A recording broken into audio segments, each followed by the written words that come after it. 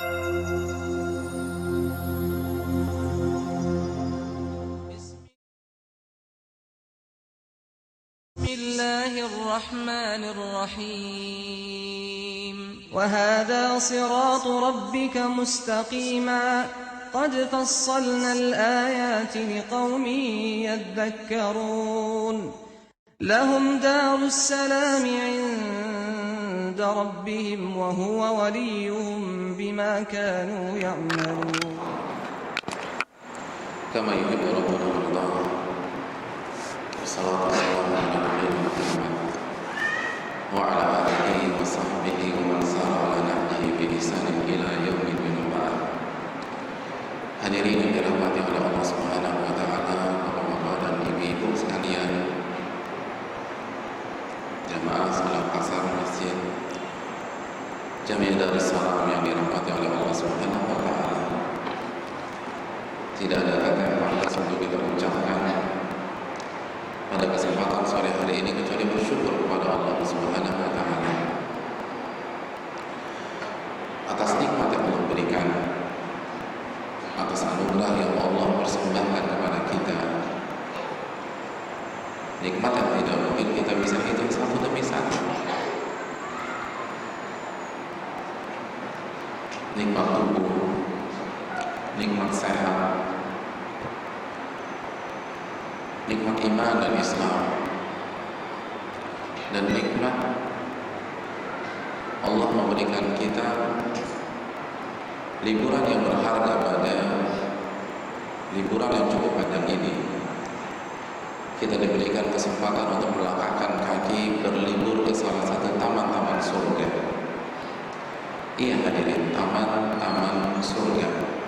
Karena Nabi kita sallallahu alaihi wasallam pernah bersabda 15 abad yang lalu dalam hadis yang diriwayatkan oleh Imam Tirmidzi, beliau menyatakan, "Idza marartum bi riyadil jannati farta'u." Jika kalian melewati taman-taman surga, maka berekreasilah sejenak di taman tersebut. Itu para sahabat bingung, mana ada taman surga di dunia. Maka mereka memberanikan diri untuk bertanya kepada Rasulullah SAW, "Wa ma hiya riyadul jannati ya Rasulullah?" Apa yang dimaksud dengan taman-taman surga wahai Rasulullah?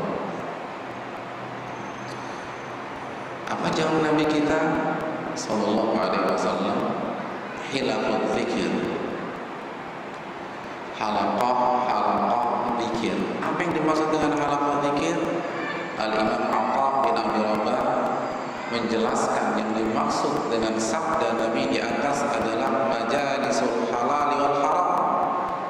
Majelis yang mengkaji hal-hal yang halal atau hal-hal yang haram. Atau dengan bahasa yang lebih sederhana, majelis-majelis ilmu atau majelis-majelis taklim. Ini yang dinyatakan oleh Nabi kita sallallahu alaihi wasallam dengan taman surga.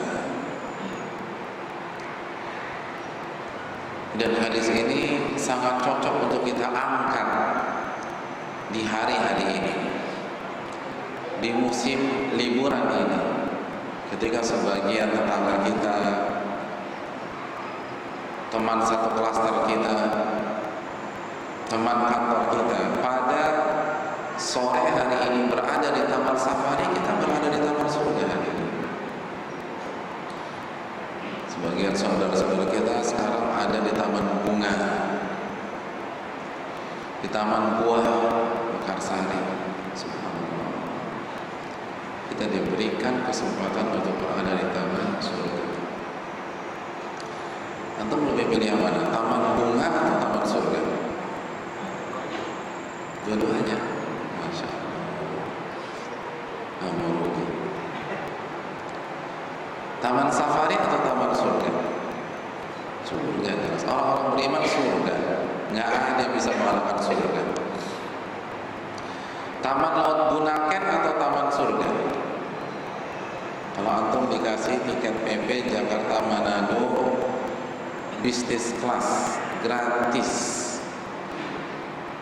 Kira-kira antum terima atau antum tetap menolak dengan catatan agar bisa ngaji di Masjid Darussalam pada sore hari ini? Kira-kira bagaimana? Kayaknya udah mulai goyah nih ya. Kalau taman gua mah dekat terus, Jonggol sana kok bisa gampang malahnya. Ini Bunaken, PP. Tapi enggak loh hadirin. Orang-orang beriman lebih memilih taman surga, dan ini terbukti ketika Al-Imam Ahmad bin Abdul Halim diajak rekreasi oleh saudaranya, keluarga besarnya, itu beliau lebih memilih untuk menghabiskan waktu membaca buku para ulama, atau yang lebih tepat buku yang berjudul Rawdatun Nadhir wa Jannatul Munadhir. Artinya apa? Para ulama lebih senang berinteraksi dengan Al-Quran Al-Karim.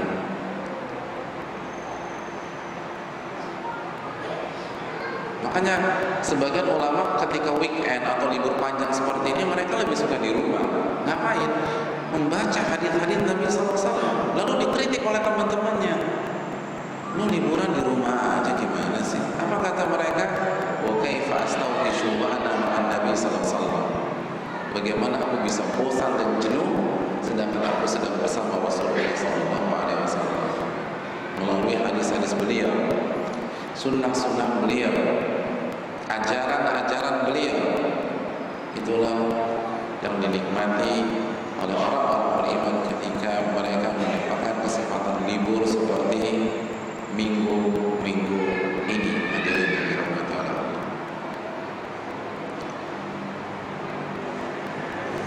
Oleh karena itu tidak ada kata yang pantas untuk kita ucapkan kecuali bersyukur dan bersyukur kepada Allah yang telah memberikan kita kesempatan untuk menambah pundi-pundi pahala kita, sehingga kita bisa semakin optimis menatap hari kiamat nanti, dan semoga Allah memberikan kita ilmu yang bermanfaat. Amin ya rabbal alamin.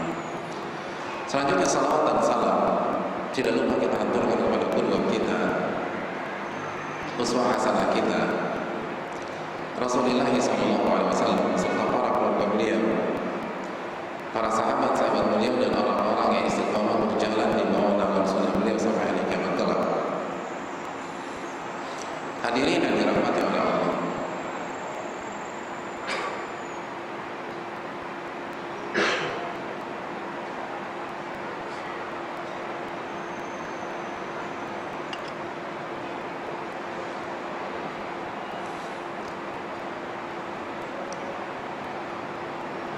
apabila kita berada di Trans Yogi, jalan alternatif Cibubur,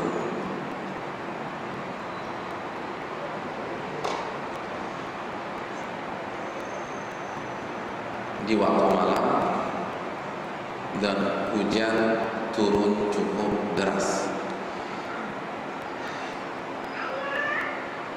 dan pada saat itu kita ingin sekali makan sate kambing. Saya ingin tanya, kira-kira sate kambing mana yang kita pilih ini? Antum jadi warga kota wisata udah berapa hari? Ada yang 3 tahun, ada yang 5 tahun, ada yang 10 tahun. Saya rasa kuliner sudah makar ya Trans Yogi. Nah, kalau kita ingin sate kambing, kira-kira kita pilih apa? Nyebut nama tempat di sini boleh? Ini kan cuma contoh aja. Kira-kira kita pilih apa? Ada yang suka sate kambing? Ya? Oke, kita ingin gurame bakar. Ada beberapa pilihan dari keluar pintu tol sampai kota wisata. Kita pilih apa? Pengen banget nih makan gurame bakar. Kayaknya tuh nggak pernah jajan di luar ya. Enggak, ini saya nggak tanya tentang ayat loh. Saya tidak tanya tentang hadis. Ini tempat favorit antum kalau antum ingin makan gurame di mana? Harusnya nggak sampai mikir ya. Di mana? Apa? Selain itu ada opsi lain? Sepakat? Itu restorannya orang kota wisata. Kenapa hadirin? Kenapa kita pilih di sana? Jawabannya apa? Hah? Rasanya enak. Kita memilih karena rasa. Kita tidak memilih karena piringnya bagus. Ada yang ingin makan gurame, yang menjadi tolak ukurnya piring, gak ada. Garpunya mewah, gak juga. Gelasnya lucu, iya.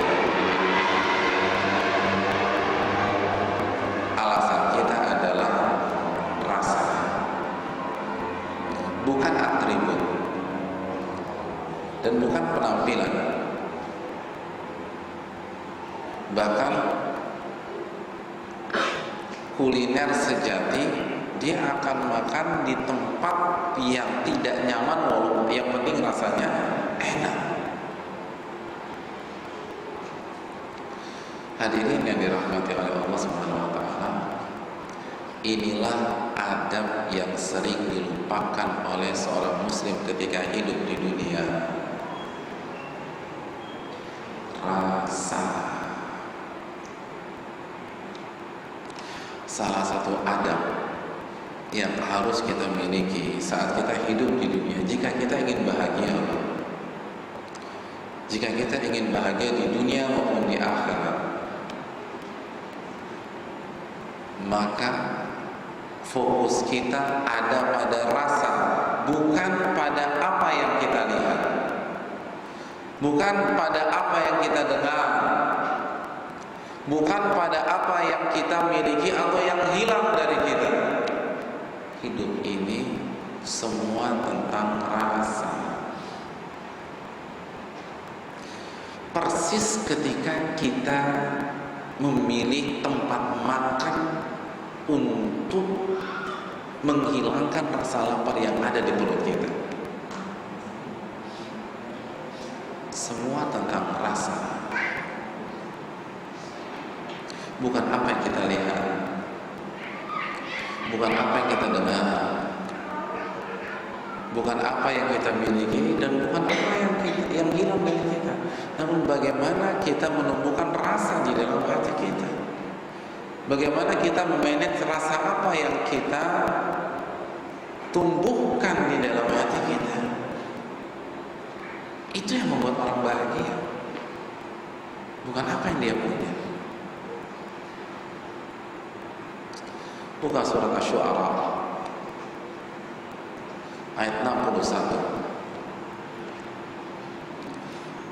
Kisah yang sangat terkenal ketika Allah menjelaskan apa yang terjadi dengan Nabi Musa dan pengikut-pengikutnya saat mereka dikejar oleh Fir'aun. Allah Subhanahu wa taala berfirman dalam surat apa? Asy-Syu'ara ayat 61, falamma tara'al jam'an qala ashabu Musa inna lamudrakun. Ketika kedua belah pihak sudah saling melihat satu dengan yang lain, Fir'aun dan tentaranya sudah melihat Nabi Musa dan pengikutnya di hadapan dia. Sedangkan Nabi Musa dan pengikutnya ketika menoleh ke belakang, maka mereka melihat Fir'aun dan bala tentaranya. Mereka sudah saling menatap. Di saat-saat mencekam itu berkata sebagian pengikut Nabi Musa, inna lamudrakun. Kita akan tertangkap, kita akan disiksa, kita akan dibunuh oleh Fir'aun. Kenapa demikian? Karena Fir'aun sudah ada di belakang dan di hadapan mereka apa? Laut Merah. Depan Laut Merah, belakang Fir'aun. Inna lamudrakun. Itulah kata-kata yang terucap dari lisan-lisan sebagian pengikut Nabi Musa.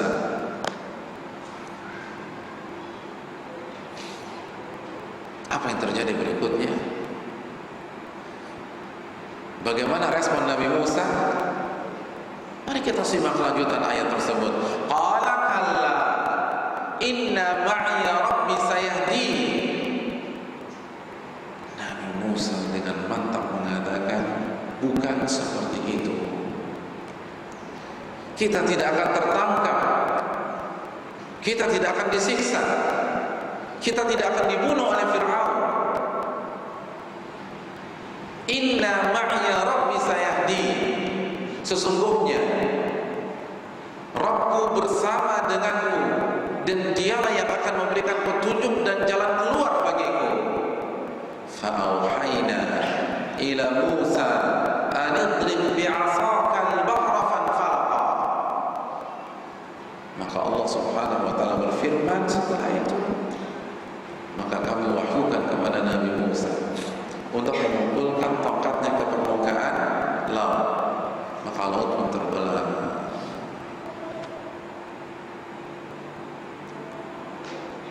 Hadirin yang dirahmati oleh Allah,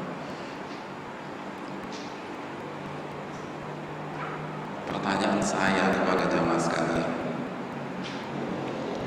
mengapa sebagian pengikut Nabi Musa begitu galau,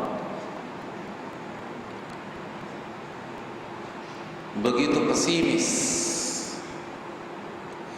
begitu putus asa, sehingga terlontarlah ucapan dari lisan-lisan mereka, inna lamudrakun, kita akan tertangkap oleh Fir'aun dan bala tentara.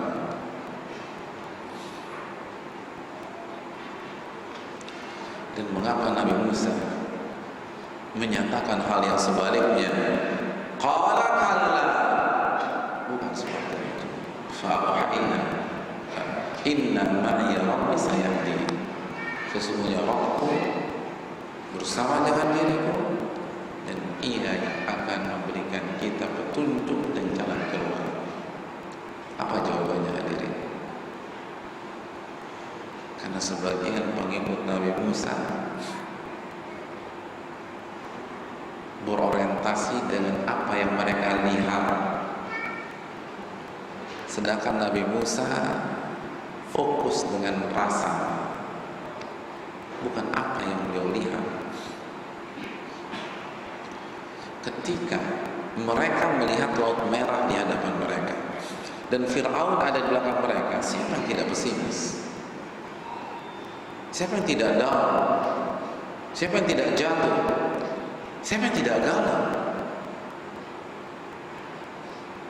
Maka ketika fokus mereka, orientasi mereka, apa yang mereka lihat, inna lamudrakun, kalimat yang penuh dengan pesan pesimis itu yang terlontar dari lisan mereka. Namun tidak bagi Nabi Musa. Kenapa? Karena beliau sibuk menumbuhkan rasa, bukan apa yang beliau lihat. Rasa apa? Rasa yakin kepada Allah, rasa yakin terhadap sebuah konsep, intan surullah yansurkum, jika kalian menolong agama Allah, Allah akan tolong kalian. Konsep walladzina ja'alu fina lanahdiyannahum subulana, barang siapa yang berjihad di atas jalanku, maka Allah akan memberikan, atau kami akan memberikan petunjuk kepada jalan-jalan yang benar. Konsep ihfadillah yahfadkan, jagalah hak Allah, maka Allah akan jaga dirimu. Seluruh hidup Nabi Musa beliau persembahkan untuk Allah Subhanahu wa taala. Maka yang beliau lakukan pada saat itu adalah memupuk keyakinan dan menyebarkan keyakinan itu agar semua sendi-sendi tubuh beliau diliputi dengan rasa yakin tersebut. Maka itulah ucapan yang keluar dari lisan Nabi Musa, lisan keyakinan, lisan tanpa keraguan. Inna ma'iya rabbi sayahdi, sesungguhnya Rabbku bersama dengan diriku, dan Rabbku akan memberikan hidayah kepada kita. Hadirin yang dirahmati oleh Allah Subhanahu wa taala, perlu kita ketahui, ketika Nabi Musa mengucapkan hal tersebut, beliau pun tidak tahu apa berikutnya. Beliau pun pun tidak tahu apa rencana Allah setelahnya. Makanya dalam ayat itu Allah berfirman fa'auhayna. Ada kata-kata fa. Artinya saat Nabi Musa mengatakan sesungguhnya Rabbku bersama dengan dirimu dan ia yang akan memberikan jalan keluar, beliau pun juga tidak tahu. Karena wahyu diturunkan setelah itu. Fa'auhayna. Maka setelah itu baru kami wahyukan kepada Nabi Musa. Jadi pada saat itu kondisi Nabi Musa sama dengan pengikutnya, sama-sama tidak tahu apa yang akan terjadi beberapa detik kemudian, menit-menit selanjutnya. Tapi saya yakin hadirin yang dirahmati oleh Allah. Dan Allah buktikan, fa'auhayna ila Musa an idrib bi'asaka al-bahra fanfalaqa.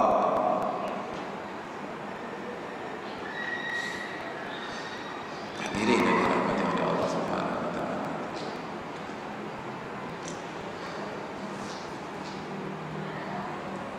Ini konsep hidup.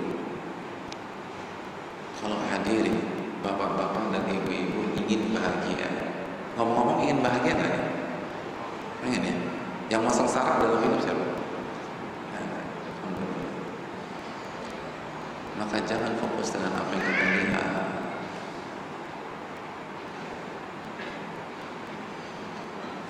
Jangan terfokus dengan apa yang kita dengar. Yang bikin kita stres itu karena fokus kita apa yang kita lihat, apa yang kita dengar. Ya tidak. Kenapa antum marah sama teman antum misalnya? Di antaranya karena kita dengar dia fitnah kita di belakang kita. Saat kita mendengar info tersebut marah apa tidak? Marah. Karena kita mendengar dia membicarakan kita di belakang kita. Ketika kita bertemu dengan orang, kita nggak sengaja nyenggol dia, lalu dia caci maki kita. Beberapa koleksi kebun binatang Ragunan meluncur dari lisannya. Jadi kita nyenggol orang nggak sengaja. Koleksi binatang Ragunan dibawa-bawa sama dia. Kita marah nggak? Marah nggak? Nggak marah ya? Yakin? Bisa dites. Kita marah. Kenapa kita marah? Karena kita terfokus dengan apa yang kita dengar. Saat kita mendengar kata bodoh, emosi kita tersulut. Saat kita mendengar kata pandir, emosi kita tersulut. Ini sudah saya sensor loh. Saya nggak mau ucapkan kata-kata tersebut. Ketika kita mendengar kata binatang-binatang tersebut, kita jadi marah karena fokus kita apa yang kita dengar. Suatu ketika nada ringtone SMS kita berbunyi, lalu kita membaca SMS gelap, nomor tidak kita ketahui dan isinya caci maki kepada kita. Marah apa enggak? Emosi apa tidak? Emosi. Kenapa? Karena fokus kita apa yang kita lihat. Saat fokus kita apa yang kita lihat, lalu yang kita lihat itu cacian, makian, celaan, maka kita akan goyah.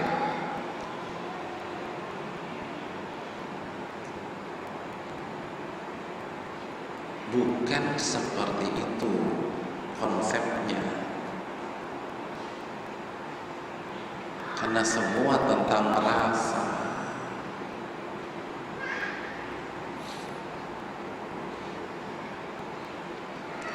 Buktinya Hasan Al-Basri ketika digibahi orang nggak marah. Kenapa? Karena fokusnya bukan apa yang dia dengar. Fokus dia adalah rasa. Maka dia pulang ke rumah, dia ambil piring, lalu ia isi dengan kurma, lalu ia samperin orang yang menggibahi dan memfitnah dirinya, lalu ia berikan sepiring kurma tersebut dan ia katakan jazakallahu khairan. Semoga Allah memberikan balasan yang baik kepada dirimu. Saya dengar beberapa waktu yang lalu engkau mentransfer pahalamu kepada saya. Ini ada format sebagai balasan dari kebaikanmu tersebut. Dan mohon maaf, nggak sebanding. Ya nggak? Sebanding nggak? Enggak. Dia ngasih apa? Pahala. Dibalas dengan apa? Hormat. Nggak sebanding. Minta maaf Hasan Al-Basri. Mohon maaf, nggak sebanding ya. Kenapa bisa demikian? Karena ketika beliau digibahi dan difitnah, fokus beliau bukan apa kalimat gibahan dan fitnah tersebut, dan beliau sibuk menumbuhkan rasa apa? Rasa zuhud kepada dunia, rasa harap kepada akhirat. Ketika beliau menumbuhkan rasa harap kepada akhirat, maka beliau berharap gibahan dan fitnahan yang keluar dari lisan orang tersebut bisa menjadi sebab beliau mendapatkan tambahan pahala di akhirat dan jalan menuju surga. Sehingga beliau nggak ada masalah, justru alhamdulillah banget. Dan itu yang dilakukan para ulama. Makanya Abdurrahman bin Mahdi pernah mengatakan, kalau saja tidak ada unsur maksiat kepada Allah dalam gibah dan fitnah, maka aku berharap semua warga kota ini menggibahi dan memfitnah diriku. Kenapa? Karena apalagi yang lebih menyenangkan dari mendapatkan pahala sholat tanpa kita capek-capek mengerjakan sholat?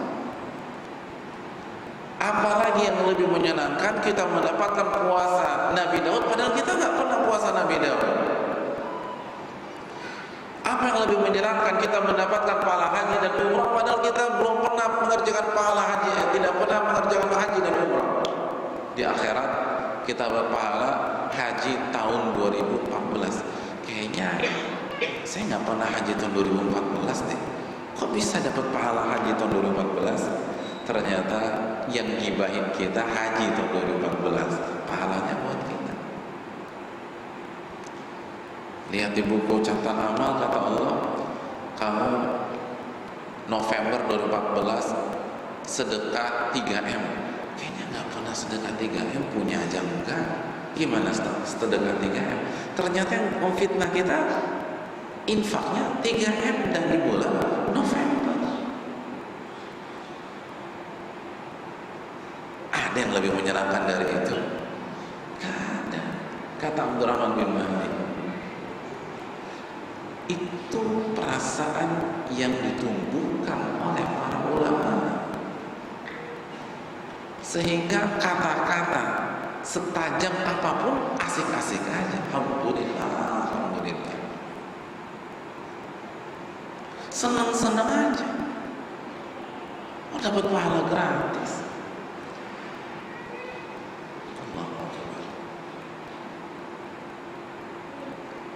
Ini yang perlu kita camkan.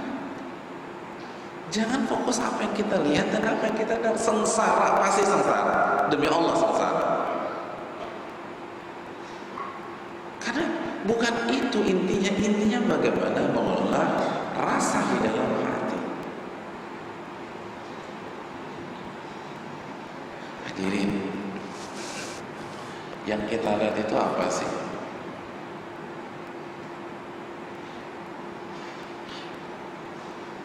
Gak ada wujud aslinya. Nanti kita akan jelaskan.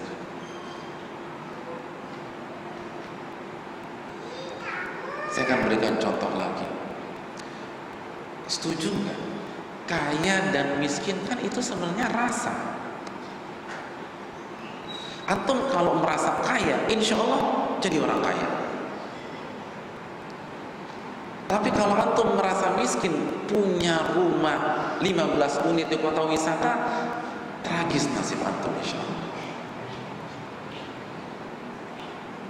Kaya dan miskin hanya tentang rasa. Dan saya pernah ketemu loh orang seperti itu. Dia merasa diri nggak punya apa-apa, miskin, sengsara, mau bangkrut, padahal usahanya tuh lagi jaya-jayanya. Dia merasa menjadi orang sengsara, nggak punya apa-apa, padahal gajinya 6M sebulan, tapi nggak bahagia. Kaya dan miskin hanya tentang rasa. Makanya kan konsep Islam itu apa? Qanaah itu apa sih? Merasa cukup dengan apa yang Allah berikan kepada kita. Jadi intinya tuh dirasa, bukan di uang yang masuk atau uang yang keluar, bukan di cash flow kita, bukan. Makanya Imam Syafi'i rahimahullah wa iyyakum menyatakan kalau engkau memiliki sifat qanaah, engkau dan raja dunia itu sama. Karena kaya dan miskin itu bukan tentang berapa uang yang ada di deposito kita dan berapa kapling serta unit investasi properti kita, namun ini semua tentang rasa. Nabi SAW bersabda, "Laisal gina bi kathratil 'arab, walakinnal gina gina nafas atau kama qala." Kekayaan itu bukan banyaknya harta, namun kekayaan yang sejati adalah kaya hati, rasa.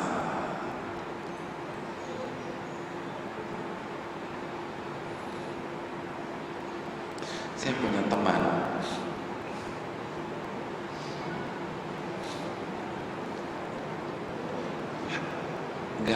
penghasilannya sebulan itu minimal 200 juta, minimal. Dulu teman main SMA. Dia tinggal di sebuah apartemen. Itu dia tinggal di apartemen itu 1 bulan bisa nggak nyalain AC. Kalau rumah kota wisata nggak pakai AC, insya Allah nggak ada masalah. Ini apartemen yang sempit, nggak pakai AC. Alasannya apa? Penghematan. Takut miskin, takut duitnya berkurang, hadirin. Gaji minimal 200 juta sebulan, tapi dia merasa miskin aja.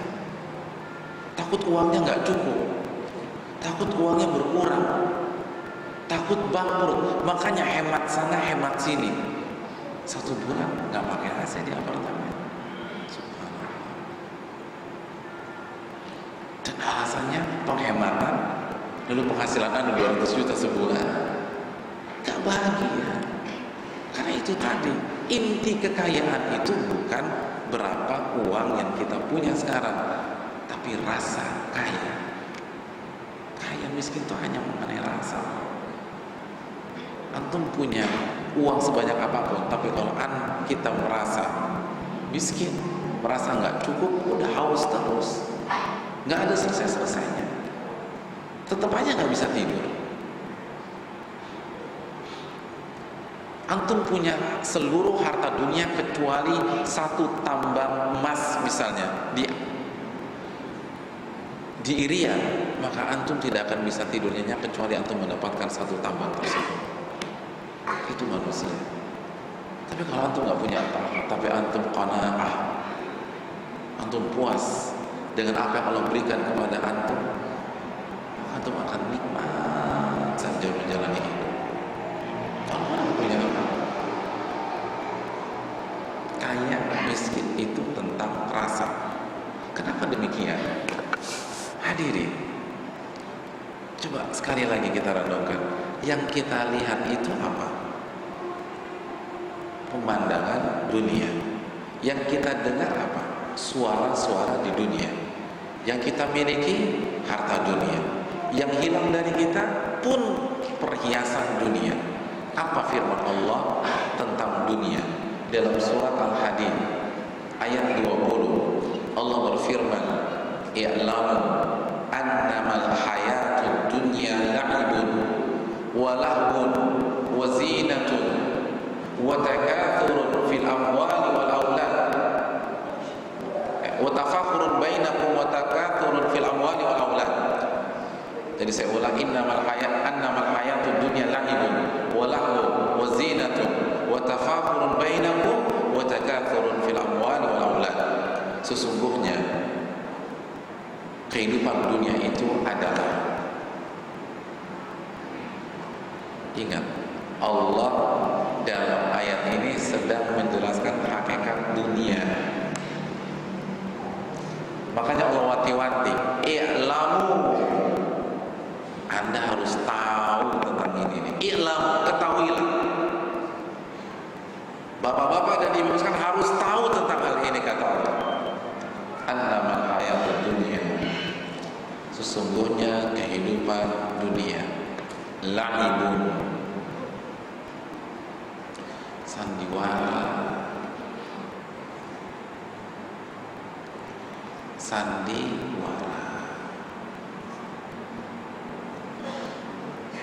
walahun, yang gak ada manfaatnya sama sekali, wazinatul, perhiasan tapi gak ada nilainya,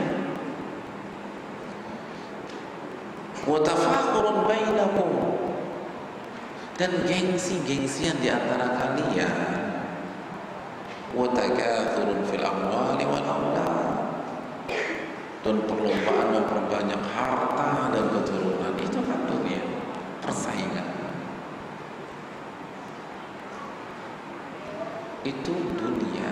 Dunia itu sandiwara, permainan semua. Jangan percaya dengan apa yang kita lihat, semua permainan, semua sandiwara. Kita nggak usah bicara yang grand design deh, sehari-hari aja. Ketika kita berangkat ke masjid, sebelum berangkat sempat miskomunikasi dengan istri, akhirnya cekcok, suara tinggi. Akhirnya berangkat ke masjid dengan hati panas. Sampai di masjid ketemu jamaah masjid yang lain. Assalamualaikum Pak. Waalaikumsalam. Gimana kabar Bapak dengan keluarga? Jawaban kita apa? Apa jawaban kita? Alhamdulillah baik. Tuh kan sandiwara. Kan lagi marah tadi, kan berantem tadi. Kok nggak bilang alhamdulillah berantem tadi Pak? Ada yang bilang gitu? Gak ada. Alhamdulillah baik. Istri sehat-sehat. Masya Allah ya, enak ya keluarga selalu harmonis. Iya, alhamdulillah. Ya, berantem kan begitu. Itu potret sederhana loh. Nah, ketika kita menjadi aktor pada detik itu, kita pikir orang lain nggak begitu, sama, dia juga gitu. Cuman dia nggak ungkapin aja sama antum. Sama, udah 11-12. Itu laibun, kita bukan suudzon sama orang, tapi Allah yang berfirman, ini dunia ini sandiwara semua. Sandiwara. Jangan percaya. Jangan percaya dengan apa yang Anda lihat 100%. Ini permainan. Kita belum bicara yang ribet-ribet loh ya. Kita belum bicara kenapa dolar naik pada akhir tahun ini. Kan kita belum bicara itu. Gimana Amerika naikkan suku bunganya dan bagaimana pasar. Udah terlalu ribet deh. Kita belum bicara tentang pemilu kemarin. Kita belum berbicara tentang sandiwara intelijen. Gak usah kita terlalu jelimet itu. Sehari-hari aja. Itu dunia itu begitu. Permainan semua, dimainin. Kita tuh dimainin orang terus. Jangan percaya dengan apa yang Anda lihat. Maksudnya bukan jadi paranoid, tidak. Tapi fokus kita jangan ke sana.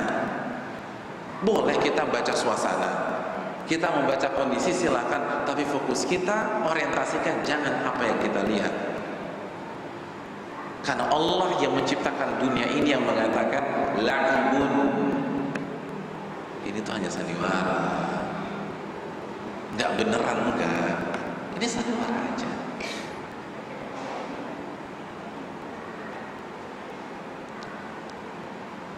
Ketika kita dicaci, ketika kita dimaki, ketika kita lagi punya masalah dengan rekan bisnis kita, omset perusahaan kita menurun, sandiwara.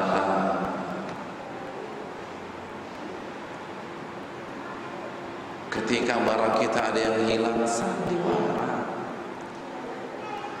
Ketika kita mendapatkan income 3 kali lipat, kita menang tender pada bulan ini, sandiwara. Jadi kalau semuanya sandiwara, kenapa Anda harus sedih ketika Anda kehilangan sesuatu? Sandiwara aja. Ini ada aktor sinetron, episode kelima, dia kehilangan mobilnya. Kira-kira dia galau nggak sampai selesai syuting? Enggak, kan biasa aja. Loh, kok Anda nggak lapor polisi sih habis syuting? Ini kan hilangnya cuma sandiwara, Mas. Buat apa saya lapor polisi? Ini cuma sandiwara. Saya tenang. Dan begitu juga hidup itu kan. Ini yang punyanya ya, bukan kata saya. Ini bukan sugesti, tapi ini adalah ketetapan yang punya dunia. Allah Subhanahu wa taala, annamal hayatud dunya lahbun wa lahbun. Itu cuma sandiwara. Ustaz, kenapa Allah kasih kita kehidupan yang penuh sandiwara ini? Nah, kalau mau tahu jawabannya, kita buka Al-Mulk ayat 2, alladzi khalaqal mauta wal hayata liyabluwakum ayyukum ahsanu amala. Dialah yang menciptakan kematian dan kehidupan untuk apa? Untuk menguji kalian, siapa di antara kalian yang paling baik amalnya. Jadi Allah ciptakan kehidupan hari demi hari ini untuk menguji kita. Kalau pakai bahasa bapak-bapak zaman sekarang, ini tuh cek sound aja, cek sound, dicek, yakin nggak sama Allah, tawakal nggak sama Allah, tergiur nggak sama riba, takut nggak sama neraka. Itu Allah cek kita aja, benar nggak nih? Kalau kita lulus ujian, semua yang terbaik,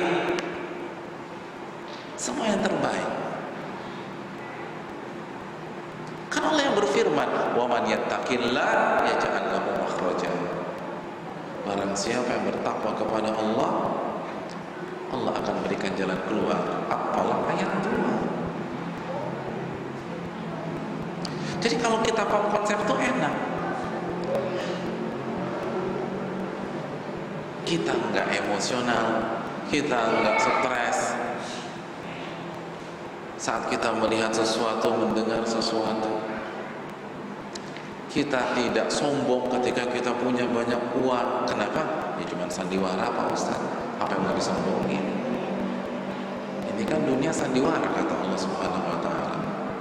Ya saya punya 5 unit di kota wisata juga cuma sandiwara. Nanti kalau saya meninggal juga episodenya selesai lah. Saya dihisab oleh Allah Subhanahu wa taala.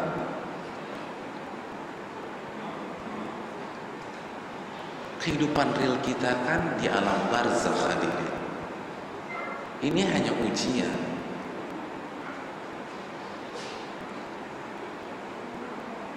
Makanya tumbuhkan rasa ikhlas, rasa ridho, rasa tawakal, rasa tawadhu,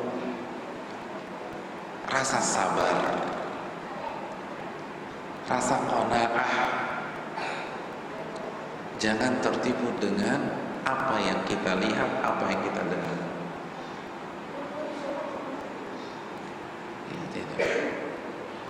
Kita ini banyak contohnya. Kita buat contoh yang agak lebih bervariasi lagi.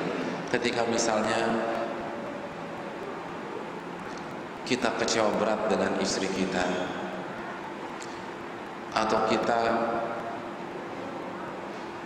kecewa dengan kata-kata kasar dan semena-menanya suami kita, ingat, jangan fokus dengan apa yang kita dengar dari ucapan-ucapannya, dengan nada-nada tingginya. Jangan, kita akan stres. Tapi tumbuhkan rasa. Saya rasa suami saya marah ini untuk meningkatkan kualitas kesabaran saya.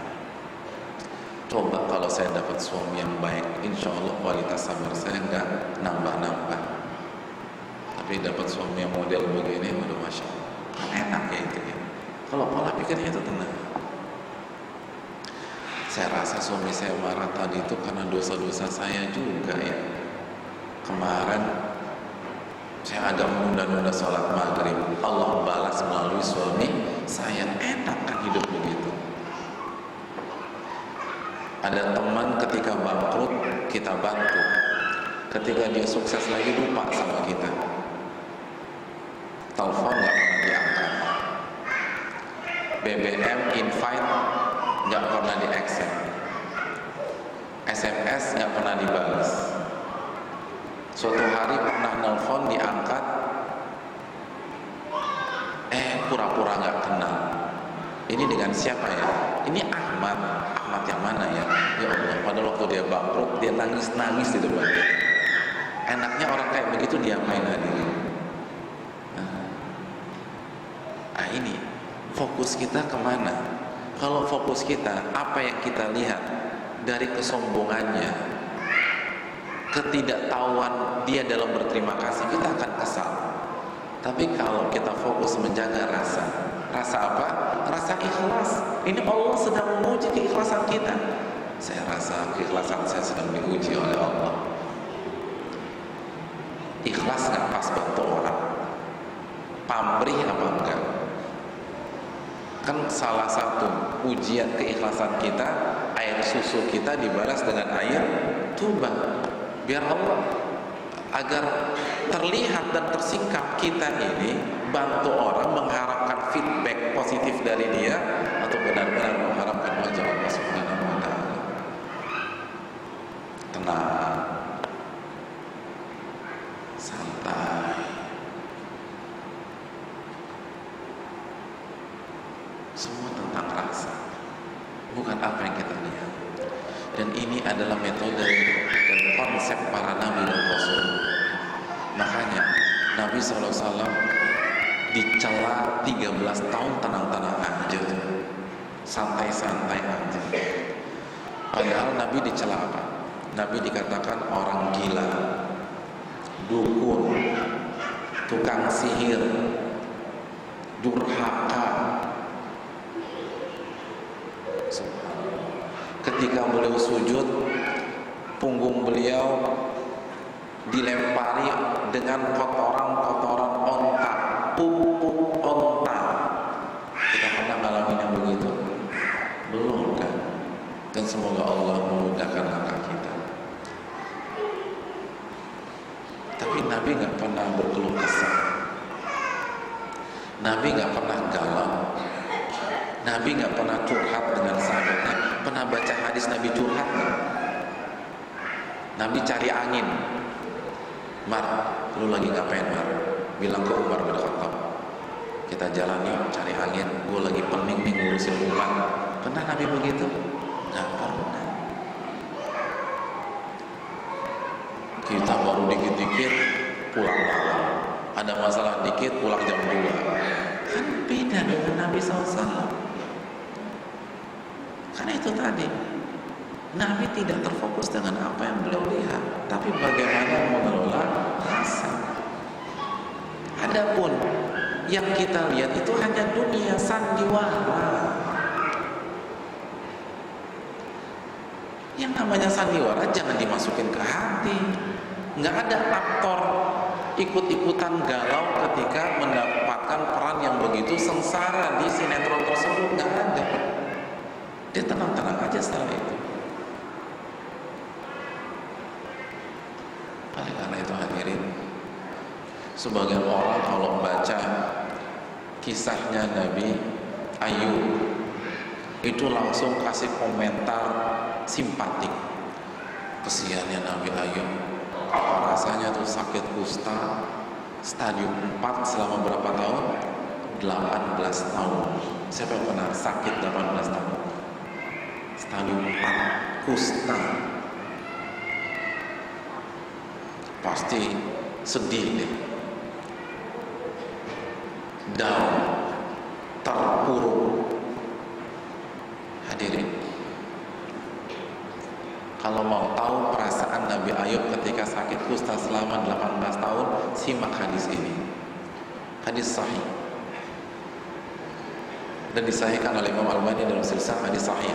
Nabi SAW bersabda, "Inna ahadahu la yafrahu bil bala kama yafrahu ahadukum bir raha."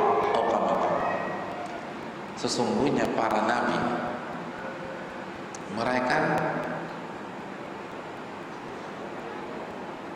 menikmati musibah-musibah mereka sebagaimana salah satu dari kalian menikmati fasilitas dunia.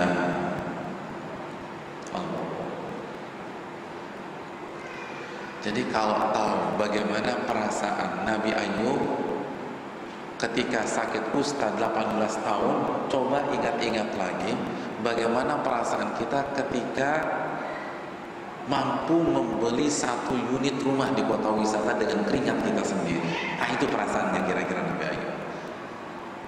Ketika pertama kali kita masuk rumah kita, undang saudara, undang kerabat, undang sahabat, dan kita bangga sekali bisa memiliki rumah tersebut. Nah, itu perasaan Nabi Ayub. Gak masuk akal ya. Ini sabda Nabi. Kok bisa begitu? Itu konsep. Para nabi tidak terfokus dengan apa yang mereka alami, tapi bagaimana mereka melewati rintangan-rintangan tersebut. Rasa. Makanya kan Nabi pernah menjenguk Ummul Ala, seorang sahabiat yang sakit namanya Ummul Ala. Apa kata Nabi? Absyiri ya Ummul Ala, bergembiralah wahai Ummul Ala. Jadi Nabi SAW ketika menjenguk orang sakit menggunakan kata-kata yang terbalik jika kita bandingkan dengan orang-orang kita ketika menjenguk orang sakit. Kalau kita menjenguk orang sakit apa sih? Sabar ya Pak ya, sabar, insya Allah yang terbaik lah. Nabi tidak bilang sabar, gembira.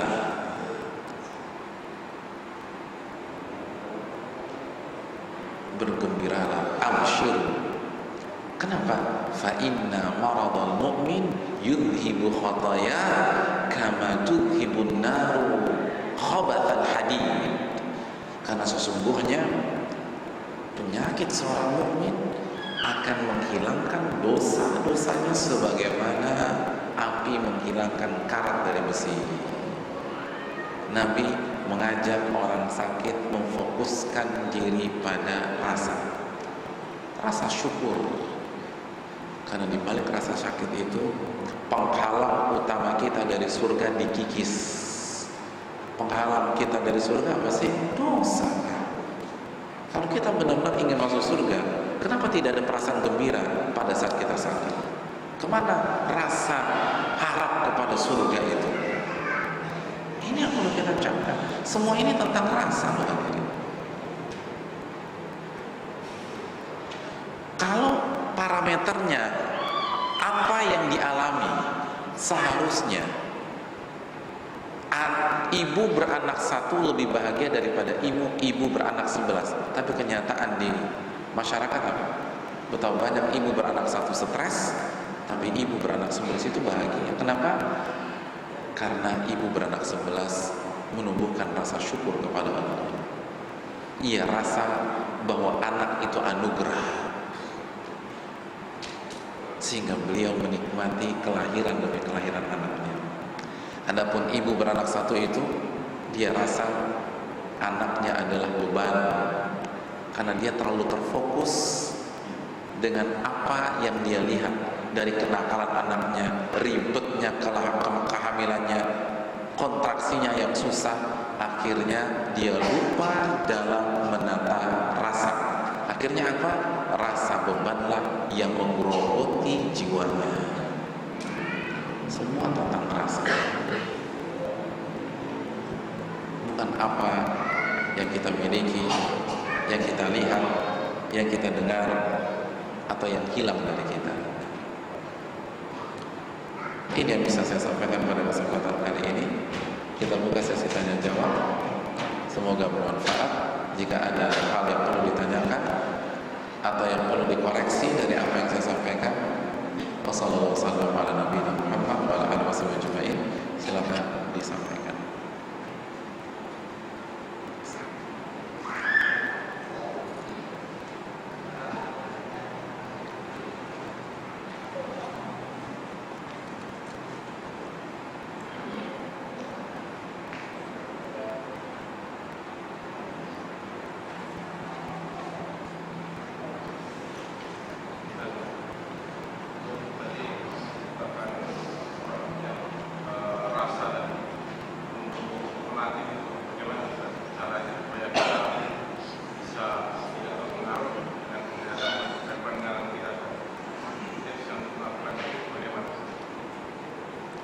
Iya. Terima kasih jazakallahu khair atas pertanyaannya. Bagaimana tips? Hadirin yang dirahmati oleh Allah Subhanahu wa taala. Kajian sore hari ini kan ini seperti refreshing dari kajian rutin kita, tapi tetap tidak keluar konteks. Kajian kita tentang adab kepada Allah Subhanahu wa taala dan adab kepada makhluk. Tapi selama ini kita masih terfokus pada adab kepada Allah. Dan di antara adab kepada Allah itu adalah terima kasih, ikhlas, ridho, sabar, cinta, zuhud dan seterusnya. Nah, kajian kita sore hari ini itu ibarat resume gitu loh. Bahwa kalau kita ingin bahagia di dalam hidup, baik di dunia dan akhirat, maka ini yang harus kita pelajari, ini yang harus kita tumbuhkan, ini yang harus kita olah, dan yang harus kita bumikan di dalam kehidupan kita sehari-hari. Bukan hiruk pikuk dunia yang ada akhir-akhirnya ini.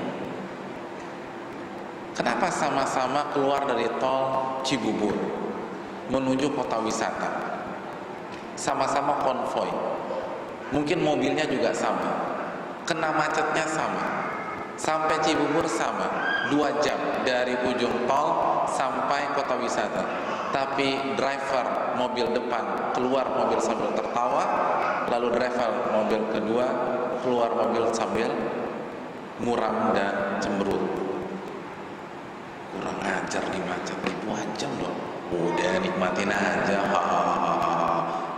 Ini kan berarti intinya bukan macet. Intinya bagaimana kita mengolah rasa saat kita menghadapi kemacetan. Kalau kita berhasil mengolah rasa sabar kita, santai aja. Jadi hadirin yang dirahmati oleh Allah, itu salah satu cuplikan lagi. Jadi kajian sore hari ini ibarat refreshing dan resume dari amalan-amalan hati atau adab-adab kepada Allah yang selama ini kita pelajari. Nah, kiatnya apa? Kiatnya harus kita tekuni satu demi satu, karena kan selama 40 menit sesi materi kita tidak berbicara tentang rasa secara spesifik. Padahal kan di sana ada rasa ikhlas, ada rasa sabar, ada rasa qanaah. Kita hanya jelaskan secara global ini loh, kalau kita bisa mengendalikan rasa kita. Dan parameternya rasa loh, bukan apa yang kita lihat. Nah, untuk mendapatkan rasa-rasa tersebut, nah kita harus belajar secara spesifik. Kita harus belajar tentang keikhlasan. Kita harus belajar khusus tentang qanaah, kita harus belajar khusus tentang sabar, kita harus belajar khusus tentang zuhud, kita harus belajar khusus tentang rasa memaafkan dan lain sebagainya. Jadi harus belajar secara spesifik. Itu yang pertama. Yang kedua, di antara kiat kita harus terus meletakkan surat Al-Hadid ayat 20 di dalam benak kita, bahwa ini sandiwara, ini sandiwara, ini sandiwara. Kenapa demikian? Karena dunia punya daya magnet yang luar biasa, yang mampu merusak akal sehat kita. Dan ini firman Allah dalam surat Ali Imran 185, wa mal hayatud dunya illa mata'ul ghurur. Tidaklah kehidupan dunia itu kecuali perhiasan yang menipu, yang benar-benar menghilangkan akal sehat. Semua orang yakinlah kita, semua orang yakin kita akan mati. Semua orang tahu dia akan berpisah dengan dunia. Tapi tetap aja dikasih dunia lupa lagi. Di ultimatum perusahaannya takut lagi kan gitu. Jadi dunia memang luar biasa kemampuannya. Oleh karena itu, yang harus kita lakukan adalah mempelajari hakikat sejati dari dunia. Dunia itu sandiwara. Al-Hadid 20. Lalu Nabi SAW bersabda, "Lau kanatid dunya ta'dilu indallahi janaha ba'udah, ma saqa kafira syurbata ma'." Kalau saja dunia ini senilai dengan salah satu sayap nyamuk, maka orang kafir tidak akan Allah berikan minum walaupun seteguk air. Artinya nggak ada harganya. Yang kita cari, yang membuat kita lembur, yang membuat kita pergi pagi pulang pagi, yang membuat kita kehilangan waktu-waktu bersama istri dan keluarga, itu tuh nggak ada nilainya di sisi Allah. Maka kalau kita salah menyikapi, ya Allah, rugi dunia akhirat. Oleh karena itu hadirin sekalian, kita harus menyelami hakikat dari dunia.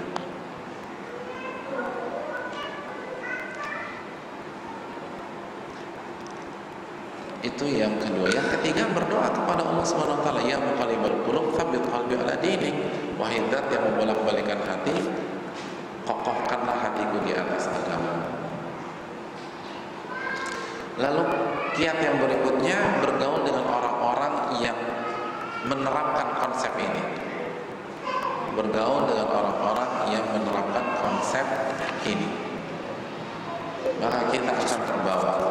Ingat, almaru ala dini khalili, seseorang itu di atas agama sahabatnya.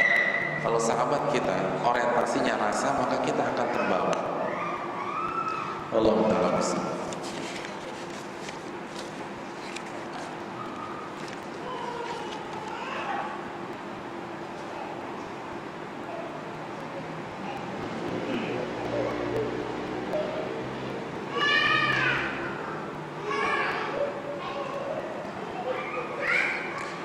Assalamualaikum Ustaz. Waalaikumsalam. Bagaimana dengan pendapat orang tasawuf atau tarekat yang berdalil dengan halaqah majelis zikir?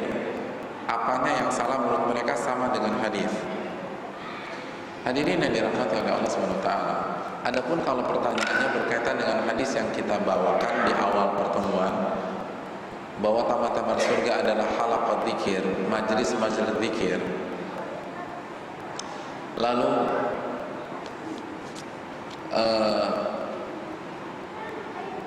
ini dijadikan klaim untuk membuat majelis-majelis zikir, maka tanpa mengurangi rasa hormat kita, marilah kita kembali ke penjelasan para ulama tentang hadis Tirmidzi di atas. Al-Imam Atha bin Abi Rabah mengatakan maksud dari halaqah zikir di atas adalah majalisul halal wal haram, majelis-majelis halal dan haram. Jadi majelis ilmu, karena nama lain dari ilmu adalah zikir. Ingat surat Ar-Ra'd ayat 28, ala bi dzikrillahi tatma'innul qulub. Ketahuilah dengan berzikir kepada Allah. Bukan Ra'd 28 ya. Surat Al-Anbiya, awal-awal surat Al-Anbiya tentang pertanyaan fas'alu ahla dzikri in kuntum la ta'lamun. Bertanyalah kepada ahli dzikir jika kalian tidak mengetahui. Silakan cek seluruh tafsirnya. Ahli dzikir yang dimaksud adalah ahli ilmu, karena nama lain dari dzikir adalah ilmu. Itu yang pertama. Yang kedua, kalau yang dimaksud apa hukum membuat majelis-majelis dzikir tersebut, saya ingin kita berpikir ilmiah tanpa mengurangi rasa hormat kita kepada saudara-saudara kita. Kembalikan saja kepada surat Al-Ahzab ayat 21. Laqad kana lakum fi Rasulillah uswatun hasanah. Telah ada dalam diri Rasul suri tauladan yang baik bagi kalian. Jadi kita diminta meneladani Rasulullah SAW, karena beliau yang paling tahu semuanya, termasuk zikir. Beliau yang paling mengerti bagaimana zikir yang mujarab. bagaimana zikir yang efektif, bagaimana zikir yang diridhoi oleh Allah Subhanahu wa taala. Kalau beliau menyelenggarakan dan membuat majelis-majelis zikir, maka silakan buat, kita dukung. Tapi kalau Nabi tidak pernah melakukannya, maka laqad kana lakum fi Rasulillahi uswatun hasanah. Telah ada dalam diri Rasul suri tauladan yang baik untuk kalian.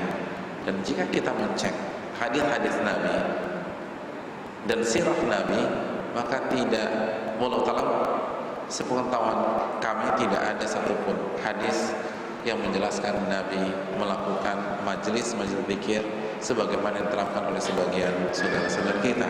Oleh karena itu Allah berfirman dalam surat Al-Hujurat ayat 1, ya ayyuhalladzina amanu la tuqaddimu baina yadayillahi wa rasulih. Wahai orang-orang beriman, janganlah kalian menomorsatukan siapapun di atas Allah dan Rasulnya. Marilah kita mengikuti tata cara Nabi berzikir, dan beliau berzikir dengan suara yang lirih, sendiri-sendiri. Bahkan beliau banyak sekali merahasiakan zikir-zikir beliau dan tidak dijamaahkan. Allah Ta'ala misalnya. Assalamualaikum warahmatullahi wabarakatuh. Waalaikumsalam warahmatullahi wabarakatuh. Salat 2 rakaat sebelum salat subuh lebih baik dari dunia dan isinya. Apakah yang sudah melaksanakannya berarti sudah lebih kaya dan dari konglomerat? Mohon nasihatnya. Waalaikumsalam. Iya. Iya benar. Insyaallah lebih kaya dari konglomerat.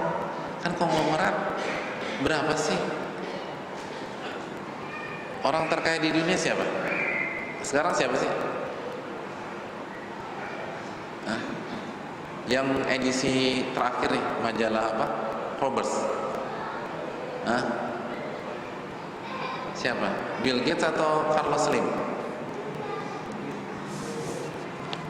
Tapi angkanya belum sampai 80 miliar US ya. Ya, masih 70-an miliar US. 70-an miliar US itu kan kecil dibanding seluruh kekayaan alam di dunia. Itu nggak ada apa-apanya itu. 70 miliar US dollar itu nggak sampai 5%-nya kekayaan bumi, nggak sampai 1%-nya lah insya Allah. Jadi Nabi mengatakan khairun minad dunya wa ma fiha, lebih baik daripada dunia dan seisinya. Maka jelas lebih kaya daripada konglomerat. Puas? Sudah puas ya? Berarti sekali aja Pak Ustadz ya, kan saya udah menang. Janganlah. Yang namanya pahala itu nggak boleh kenal kata puas, nggak boleh kenal kata puas. Orang untuk dunia aja kita nggak pernah puas, apalagi untuk akhirat.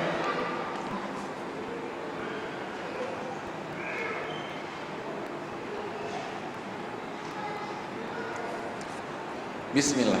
Ustaz, bagaimana menurut syariat yang terbaik? Suami saya kalau tidur malam sekali karena beliau suka baca Al-Quran dan mentadaburinya. Kadang melihat kajian di TV. Masalahnya saya tidak bisa menemaninya karena capek seharian dengan tugas-tugas rumah dan khawatir kesiangan untuk bangun qiyamul lail. Salahkah sikap saya? Syukran. Ya, terima kasih. Kalau suami kita ridho, nggak masalah gitu loh. Tapi kalau suami kita minta kita untuk tetap menemani beliau, ya temani. Karena menemani suami kalau diminta hukumnya apa? Wajib. Bahkan kalau harus milih, menemani suami lebih diprioritaskan daripada qiyamul lail, karena qiyamul lail hukumnya sunnah. Tapi kalau suami ridho, ya kita bagi tugas, saya mau baca Quran dulu, kamu tidur, biar nanti kamu yang bangunin saya qiyamul lail. Nah itu nggak masalah. Yang penting suami kita ridho. Suami kita nggak mempermasalahkan.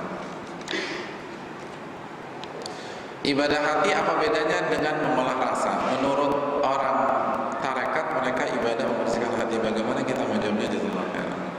Hadirin yang dirahmati Allah SWT. Sebenarnya intinya sama, namun pada sore hari ini kita bahas dengan bahasa yang sedikit berbeda. Dan kaidah usul fikih mengatakan la musyahha fil istilah, tidak perlu terlalu kaku dengan istilah.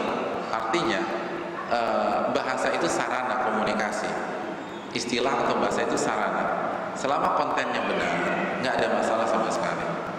Dan kita perlu penyegaran dan membahas sebuah ilmu dari berbagai macam sisi agar iman kita semakin kokoh dan untuk mengcounter syubhat-syubhat dan fitnah-fitnah dunia yang selalu menggoda kita. Itu yang pertama. Yang kedua, ibadah intinya adalah menjaga hati, itu benar. Karena kan ala inna fil jasadi mudghah idza salahat salahal jasadu kullu wa idza fasadat fasadal jasadu kullu ala wahyil qalb. Ketahuilah di dalam jasad kita ada segumpal daging, jika baik maka semuanya baik dan jika buruk maka semuanya buruk. Ketahuilah hal itu adalah qalb. Dan ibadah itu apa sih? Ibadah adalah menjalankan perintah dan menjauhi larangan. Itulah tafsir Imam Mujahid dari ayat Az-Zariyat 56. Wa ma khalaqtul jinna wal insa illa liya'budun. Tidaklah aku ciptakan jin dan manusia kecuali untuk apa? Beribadah. Imam Mujahid mengatakan arti ibadah dalam ayat ini untuk aku perintah dan untuk aku larang. Jadi ibadah artinya menjalankan perintah dan menjauhi larangan.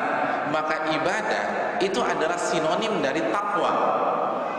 Karena takwa pun menjalankan perintah dan menjauhi larangan.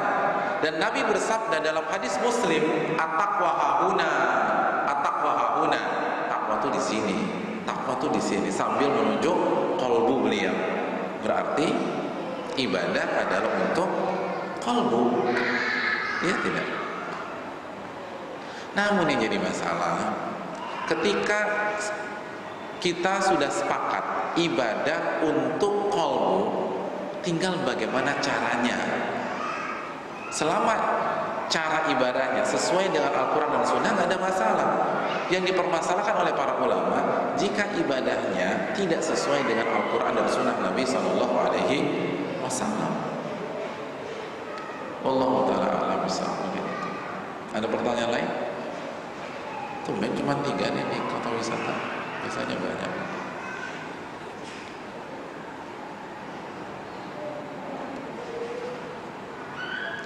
Pertanyaan?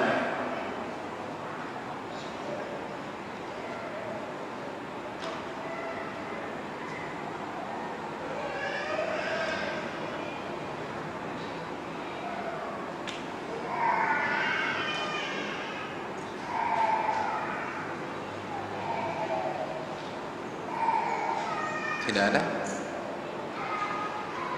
Ya. Kalau begitu cukup. Terima kasih dan jazakallahu khairan atas atensi dan perhatian. Semoga bermanfaat, khususnya bagi yang berbicara sebelum yang mendengarkan. Wassalamualaikum warahmatullahi wabarakatuh. Subhanakallahumma wa bihamdik, asyhadu an la ilaha illa anta, astaghfiruka wa atubu ilaik. Assalamualaikum warahmatullahi wabarakatuh.